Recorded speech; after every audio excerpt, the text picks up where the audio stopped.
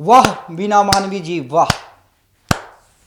आज शर्म आ रही है, शर्म आ रही है आपको देखकर, आपको सुनकर, और अफसोस हो रहा है कि एक महिला के द्वारा एक महिला को किस तरह से बदनाम किया जा रहा है।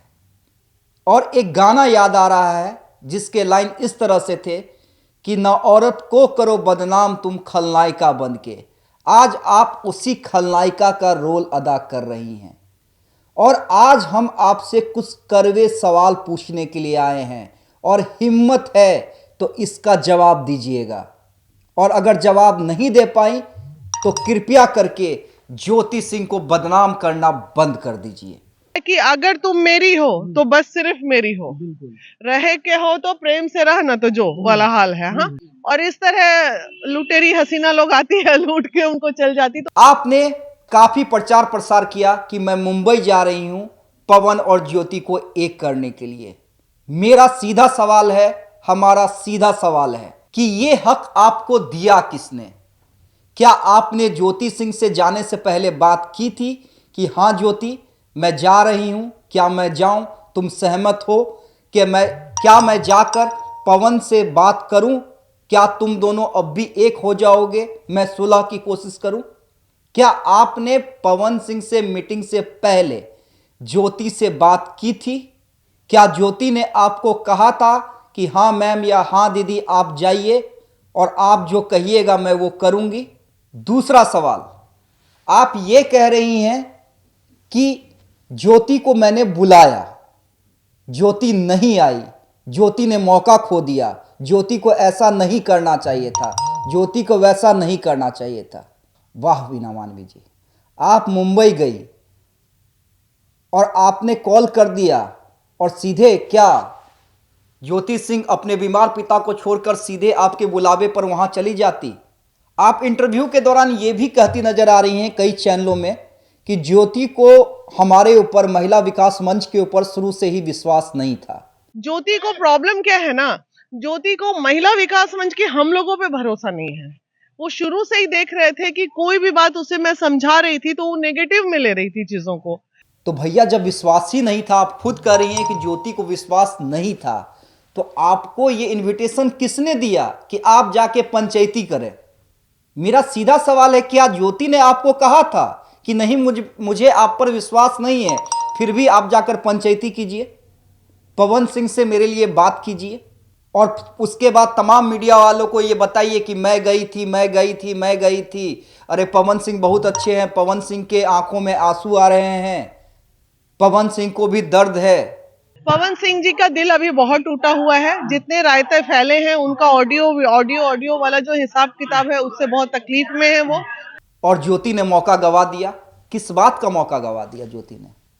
क्या एक लड़की अचानक किसी कॉल पे, वो भी कॉल आपके द्वारा किया गया, पवन सिंह के द्वारा नहीं किया गया, आप जैसा कर रही हैं कि मेरी उनसे बातचीत हुई, पवन सिंह ने कहा कि ठीक है बुला लो, आपने बात किया, तो आपके कहने पे अचानक कोई अपने बीमार पिता को छोड़कर एक दिन में बनारस से मुंबई कैसे चला जाएगा?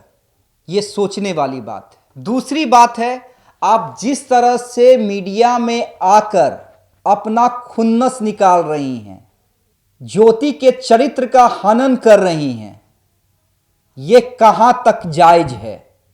ये तो वही बात हो गई ना कि अगर आपको पब्लिसिटी स्टंट जो आप करने के लिए गई थी उसमें आपको कामयाबी नहीं मिली तो अंगूर खट्टे हैं, उसके बाद किसी भी महिला को बदनाम कर दो।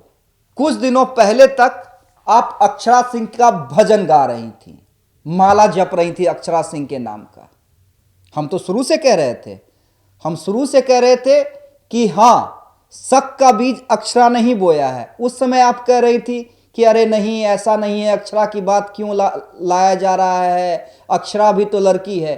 अक्षरा ने एक प्रोग्राम में आपके आने से इनकार क्या कर दिया, आज अक्षरा भी आपके लिए नेगेटिव हो गई। आज आप अक्षरा के चरित्र का भी हनन कर रही हैं, शुरू से क्यों नहीं कर रही थी? क्या शुरू से आपको सच्चाई नहीं पता थी? आप जिस तरह से ये कह रही हैं कि ज्योति को रिकॉर्डिंग करने की आदत हो गई थी, वीडियो और ऑडियो खेलने की आदत हो गई थी। वीडियो और ऑडियो आज कौन खेल रहा है? ये तो आप खेल रही हैं वीना मानवी जी। हर जगह, हर न्यूज चैनल में, हर डिजिटल मीडिया में फोनो देकर, बाइट देकर ज्योति के चरित्र का हनन करना और सामने वालों को सुपरस्टार दिखलाना।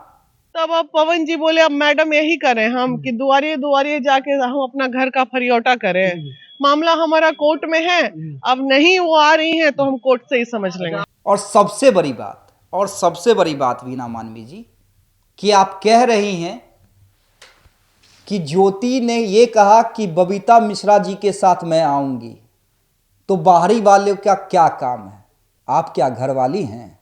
आप क्या उस घर की सदस्य हैं? उस परिवार का हिस्सा है? आपको तो पवन सिंह ने बुलाया भी नहीं था। आप पवन सिंह से टाइम लेकर गई थी। यहां पर तो ज्योति को कम से कम बबीता मिश्रा जी जो हमारी ब्रांड एम्बेसडर है उन पे भरोसा है, क्योंकि उसे पता है कि कम से कम बबीता मिश्रा जी या देशवा न्यूज जो है वो पैसे की चमक और पावर स्टार की हनक के आगे तो नहीं झुकेगा। वो ज्योति के साथ शुरू से खड़ा रहा है तो ज्योति के साथ अंत तक खड़ा रहेगा। इसलिए ज्योति को बबीता मिश्रा जी पे भरोसा है। और हम तो ये कह रहे हैं कि भाई इसमें किसी की भी जरूरत क्या? अगर पवन सिंह एक होना चाहते हैं, ज्योति एक होना चाहती है, तो उसमें वीना मानवी जी क्या करेंगी और बबीता मिश्रा जी क्या करेंगी? दोनों एक हो जाएंगे। हम लोग तो पहल कर सकते हैं और यही कारण है कि पहल तो बबीता मिश्रा जी ने की। देखिए क्या बातें हुई है वीना मानवी जी आपके और हमारी ब्रांड एम्बेसडर बबीता मिश्रा जी के बीच में, दीपक जी के बीच में।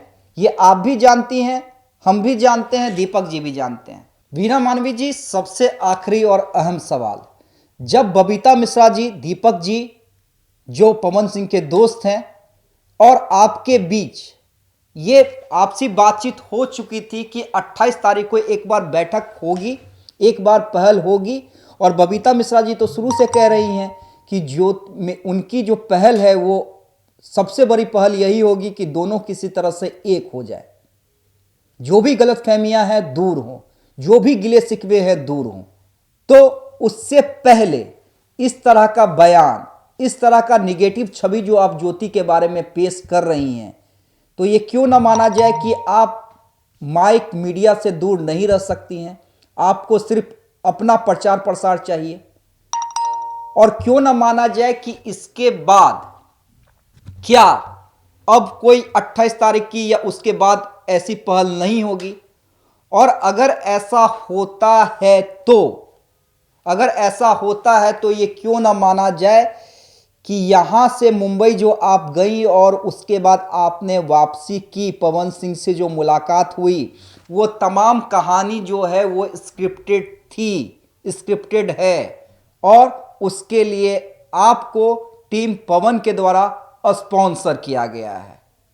ये हमारे कुछ गंभीर आरोप और सवाल है जिसका हिम्मत है तो जवाब जरूर दीजिएगा।